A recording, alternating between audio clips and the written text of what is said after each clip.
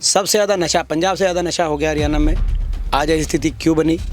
लेकिन हरियाणा में कोई उसको भविष्य दिख नहीं, ऐसी स्थिति बन गई। खेलों में नंबर 1 हरियाणा, आज नशे में नंबर 1 बन गया।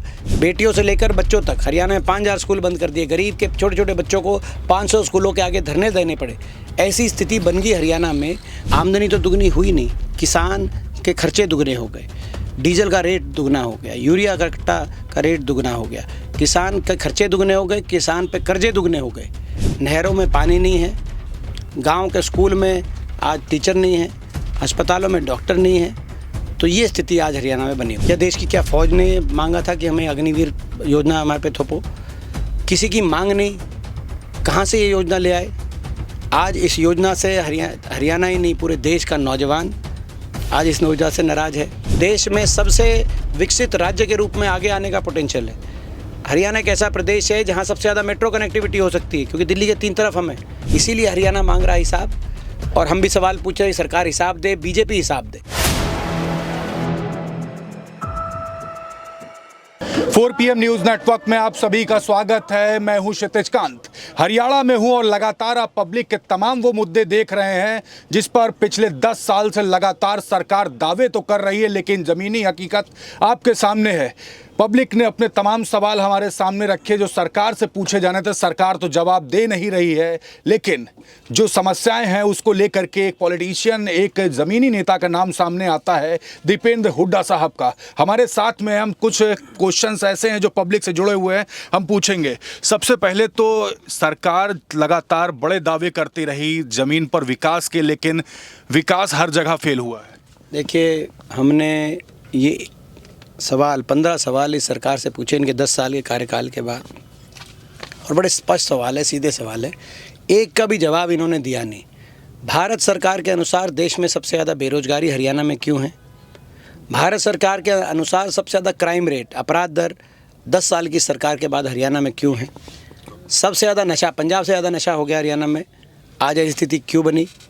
क्यों हरियाणा के अंदर आज महंगाई देश में सर्वाधिक है?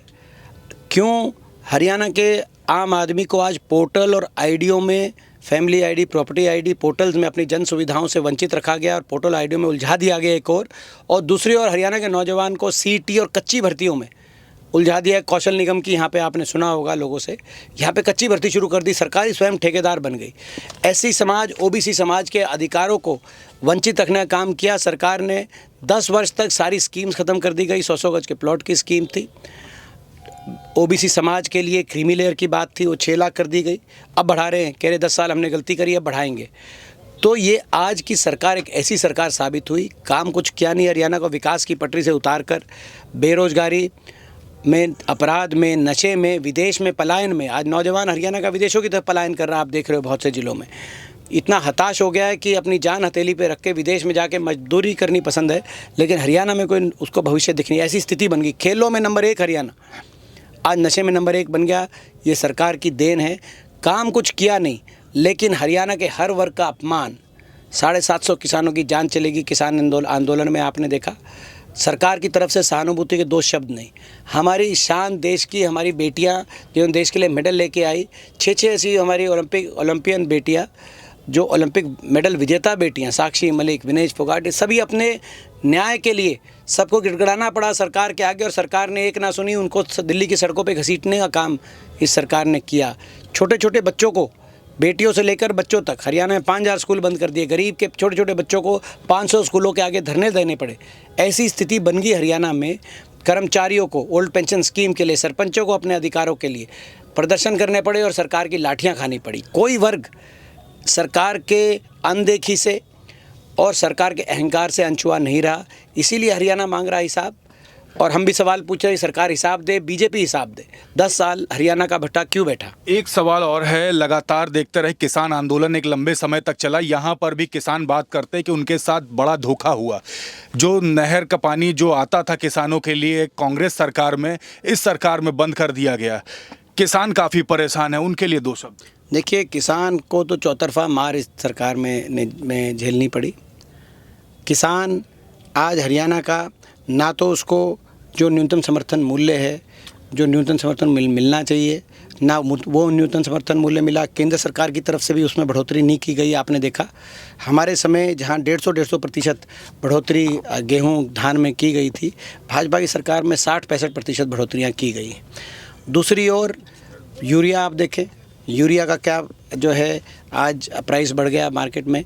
आज आप देखिए यूरिया कट्टे में कहते वज़न में घटोतरी और उसकी प्राइस में बढ़ोतरी। सरकार ने कहा था किसान की आमदनी दुगनी करेंगे, मगर कुल मिलाकर क्या हुआ? आमदनी तो दुगनी हुई नहीं, किसान के खर्चे दुगने हो गए। डीजल का रेट दुगना हो गया, यूरिया का कट्टा का रेट दुगना हो गया, किसान के खर्चे दुगने हो गए, किसान पे कर्जे दुगने हो गए और आमदनी किसान की बढ़ी नहीं। किसान ने अपने लिए जब न्यूनतम समर्थन मूल्य को भी सरकार ने छीनने की कोशिश करी और अपने लड़ाई लड़ी किसान ने उस व्यवस्था को बचाने के लिए कि उसको कम से कम न्यूनतम मूल्य तो मिले, तो किसान को कितना इस सरकार के तिरस्कार का सामना करना पड़ा। आपने देखा नहरों में पानी नहीं, आज आप जैसे बता रहे हैं नहरों में पानी नहीं है, गांव के स्कूल में आज टीचर नहीं है, अस्पतालों में डॉक्टर नहीं है। तो ये स्थिति आज हरियाणा में बनी हुई है। पीने का पानी तक के मुहैया नहीं करा पा रहे। मैंने तमाम गलियों में जाकर के सर्वे किया है, पब्लिक पीने के पानी को परेशान हो गई, खरीदना पड़ रहा है। कोई सरकार 10 साल हरियाणा में भगवान भरोसे छोड़ दिया गया। हरियाणा 10 साल मैं आपको बता रहा हूँ, सुशासन नाम की कोई चीज़ नहीं 10 साल में। और अब भाजपा के पास कोई ऐसा, आप खुद ही देखिए 10 साल के अपने कामकाज को लेकर एक ऐसा काम नहीं है जिसके आधार पर वोट मांग रही हो बीजेपी। ये तो घोषणा कर रहे हैं हम आखिरी महीने में ये करेंगे वो करेंगे। अरे आपने काम किए होते तो आपको घोषणा की आवश्यकता नहीं पड़ती। अग्निवीर जैसी योजनाएं लाई गई और आपने एक मुद्दा बड़ा भी उठाया कि अहिर रेजिमेंट वाला। ये मुद्दे तमाम पब्लिक के बीच में इस समय बातें हो रही हैं। अग्निवीर को लेकर के काफ़ी युवा परेशान रहे कि बात भाजपा गवर्नमेंट की हुई, जब आई तो नीतीश कुमार ने मुद्दा उठाने की बात की थी लेकिन उठाया नहीं। देखिए ये दोनों मुद्दे बिल्कुल तथ्यों पर आधारित मांगे हैं। अग्निवीर की आप मुझे बताएं किसकी मांग थी कि अग्निवीर आए? क्या भाजपा घोषणा पत्र में था? क्या देश का नौजवान मांग कर रहा था? या देश की क्या फ़ौज ने मांगा था कि हमें अग्निवीर योजना हमारे पे थोपो? किसी की मांग नहीं। कहाँ से ये योजना ले आए? आज इस योजना से हरियाणा ही नहीं पूरे देश का नौजवान आज इस योजना से नाराज़ है। आज देश की फ़ौज की जो इंटरनल रिपोर्ट है वो ये आई है कि इस योजना से फ़ौज का मनोबल गिरा है। देश की फ़ौज का सबसे बड़ा हथियार उसका मनोबल, वही गिर गया। तो उसके बाद देश की फ़ौज, तो आप ना तो देश की हित की बात करी आपने, ना देश की फ़ौज के हित की बात करी, ना नौजवान के हित की बात करी। हरियाणा का तो इतना बड़ा नुकसान, हरियाणा हर 10वां सैनिक हरियाणा से जाता था। हर साल 5,500 की पक्की भर्ती हरियाणा से होती थी। अब वो 5,500 की पक्की भर्ती अग्निवीर 900 लिए गए पिछले वर्ष, जिसमें केवल मात्र 200 पक्के किए जाएंगे। तो अग्निवीर योजना, अग्निपथ योजना वापस हो और हम लड़ाई लड़ते रहेंगे। देश की फ़ौज के मजबूती को लेकर अगर कोई प्रश्न चिन्ह लगेगा तो वो नीति हमें स्वीकार्य नहीं होगी। एक सवाल और है, बड़े स्तर पर हरियाणा में भ्रष्टाचार हुआ, प्रदेश को एक तरीके से लूट लिया गया। हर तरफ जो पब्लिक है वो परेशान है। जब मान लीजिए कांग्रेस की सरकार आती है तो एक बड़ा मुद्दा आपके सामने होगा कि प्रदेश संभालेंगे कैसे? देखिए हरियाणा प्रदेश जब 10 साल कांग्रेस की सरकार रही, हुड्डा साहब मुख्यमंत्री रहे, अगर आप वो कार्यकाल भी याद करेंगे, उस समय भी चौटाला राज में हरियाणा का बड़ा नुकसान हो गया था। एनडीए की सरकार थी, चौटाला भाजपा की सरकार थी, भाजपा उस समय भी इनके साथ शामिल थी और हरियाणा को बहुत भारी नुकसान चौटाला भाजपा गठबंधन ने किया था। तब भी लोग सोच रहे थे कि हरियाणा में अर्थव्यवस्था चौपट हो गई, कानून व्यवस्था चौपट हो गई, कैसे हरियाणा उठेगा दोबारा। लेकिन 10 वर्ष का वो कार्यकाल रहा। जब 10 वर्ष के अगर आखिर में 2013-14 में आप देखेंगे तो प्रति व्यक्ति आय, प्रति व्यक्ति निवेश में हरियाणा देश में नंबर 1 पे पहुंचा।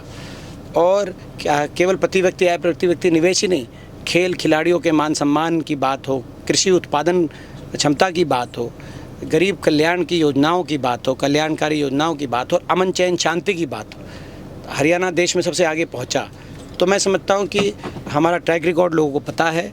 चौधरी भूपेंद्र सिंह हुड्डा जी का, कांग्रेस पार्टी का ट्रैक रिकॉर्ड लोगों को पता है। लोग उस कार्यकाल को भी याद करते हैं और हरियाणा को दोबारा से उठाएंगे। दिल्ली के 3 तरफ बसा हरियाणा में बहुत पोटेंशियल है। देश में सबसे विकसित राज्य के रूप में आगे आने का पोटेंशियल है। हरियाणा एक ऐसा प्रदेश है जहाँ सबसे ज़्यादा मेट्रो कनेक्टिविटी हो सकती है, क्योंकि दिल्ली के 3 तरफ हमें हर लगभग हरियाणा का क्षेत्र मेट्रो से कनेक्ट हो सकता है। हरियाणा के नौजवान को विस्तरीय हम शिक्षा दे सकते हैं और विस्तरीय रोज़गार के अवसर हरियाणा में दे सकते हैं। दिल्ली के 3 तरफ हम बसे हुए हरियाणा कितनी बड़ी जोग्राफिकल एडवांटेज है, एक तरीके से देश की राष्ट्रीय राजधानी मैं समझता हूँ का जोग्राफिकल लोकेशन हमारी है। तो हरियाणा में जो पोटेंशियल है उस ओर हरियाणा कदम बढ़ाए, आज इस बात के लिए हम लड़ाई लड़ रहे हैं। एक आखिरी सवाल लूंगा, तमाम युवा हैं आपके हरियाणा में जिनके पोटेंशियल की आपने बात की, सरकार ने तमाम लाभ सिर्फ कागजों पे दिए हैं, नीचे तक पहुंचे नहीं। गवर्नमेंट अगर कांग्रेस की आती है तो उन युवा के लिए सबसे बड़ा कदम क्या उठाने वाली है? देखिए, कई हम बातें कह चुके हैं, जैसे 2 लाख जो सरकारी नौकरी समाप्त कर दी गई हरियाणा में, वो 2 लाख पक्की भर्ती सरकारी नौकरी तुरंत हरियाणा के नौजवानों को समयबद्ध, पारदर्शी, विद कैलेंडर और विद जो पूरे एक विधान के साथ जो हमने घोषित किया है, तो नौकरियों के विधान के साथ जिसमें सारी चीज़ें स्पष्टता से लिखी जाएंगी, पूरी तरह पारदर्शी कैलेंडर के रूप में, कौन सी तारीख को आवेदन, कौन सी तारीख को रिज़ल्ट, कौन सी तारीख को ज्वाइनिंग, और अगर उसमें कुछ ऊपर नीचे होगा तो जो OSD एक स्पेशल लगाया जाएगा हर भर्ती को जो देखने के लिए, उसकी छुट्टी की जाएगी, जिम्मेदारी अधिकारियों की रहेगी और एक पारदर्शी व्यवस्था हम देने का काम करेंगे। ये मैं समझता हूँ कि जहाँ तक सरकारी क्षेत्र के रोज़गारों की बात है और निजी क्षेत्र के अंदर हरियाणा दोबारा निवेश में नंबर 1 बने देश में, और निजी क्षेत्र के अंदर स्वर्णिम रोजगारों के अवसर हरियाणा नौजवान को अपने घर में मिले। Thank you very much. तो दीपेन जी को आप सुन रहे थे, तमाम वो मुद्दे जो लगातार किसान नौजवान कर रहे थे उन मुद्दों पर हमारी बात हुई और आखिरी में हरियाणा को नंबर 1 करने की बात क्लियर कट कह दी है।